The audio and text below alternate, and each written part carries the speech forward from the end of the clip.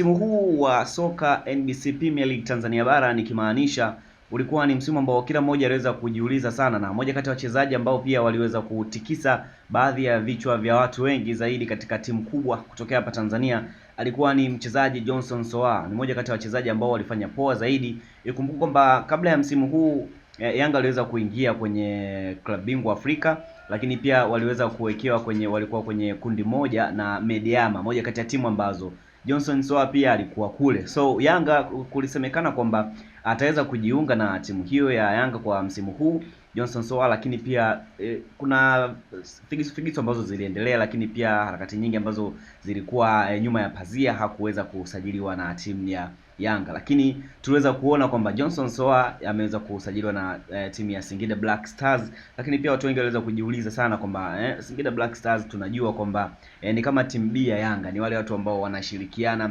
hapa na pale. Sasa ikiwa ni tunaelekea mwishoni, ingawa bado haijafika mwisho wa msimu huu 2024-2025 wa soka Tanzania bara, pia bwana msemaji wa timu ya Singida Black Stars nikimaanisha Masanza ameweza kufunguka sasa kwamba kwa sasa hivi atakayetaka kumchukua Johnson Soa inabidi awe na dola za Kimarekani milioni 1 ndio hapo ataweza kumchukua mchezaji huo. Ni zaidi ya bilioni za kutosha sana kwa pesa ya Kitanzania. Ukikalculate hapo utapata jibu. Lakini pia Johnson Soa amekuwa ni mchezaji pia ambaye anafuatiliwa sana na Watanzania kutokana na kiwango ambacho aliweza kukionyesha katika ligi ya soka kwenye CAF msimu uliopita alikiwa katika timu ya Mediama, na sasa hivi yuko katika kikosi cha Singida Black Stars na anaendelea kufanya poa zaidi. Anatoa assist za kutosha, magoli yamekuwa ni mengi zaidi. Mmoja kati ya wachezaji ambao pia wamekuwa ni tishio na timu nyingi ambazo kubwa kwa hapa Tanzania zimekuwa zikimtaka na zinaendelea kumtaka, na ndio maana bwana msemaji wao leo ameweza kufunguka na kusema kwamba kwa yeyote ambaye atamtaka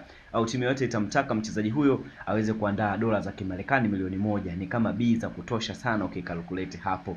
Bana, stories zote za michezo lakini pia updates zingine zote utaweza kutupata hapa ndani ya Sawasawa Digital. Subscribe channel yetu ili uweze kupata taarifa zote. Utakometisha kinoma noma, ukidrop comment yako hapo na vitu vingine kama hivyo.